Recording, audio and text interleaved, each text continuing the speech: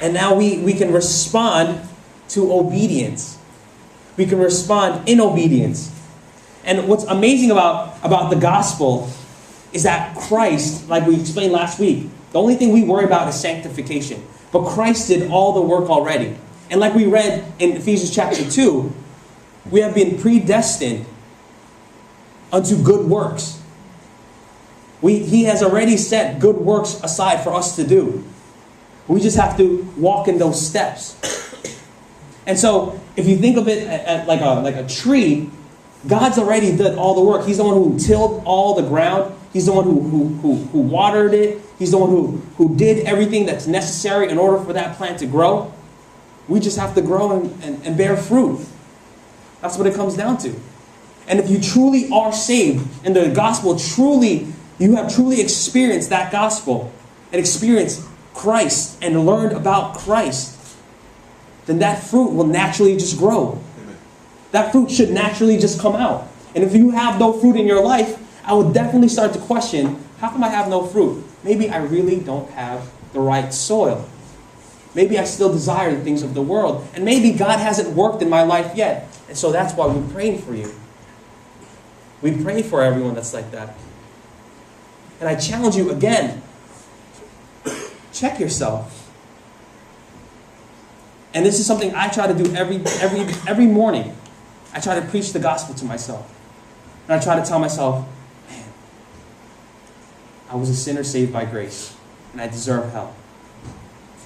And so how am I going to live my life today to show my salvation? To show that God has graced me in that way. You know, the amazing thing about our obedience, the thing about our obedience, our morality, the difference between Christian morality and any other type of morality is Christian morality has nothing to do with getting something. You know, people talk about morality, and people say, oh, you need to be a good person so that you can get this. Or you need to study hard so that you can get this. Or you need to in order to be able to succeed in life, you need to have these type of morals. But Christian morality has nothing to do with that, because Christian morality has everything to do about what God has done already. It's a response to what we already received. You know, a couple of days ago,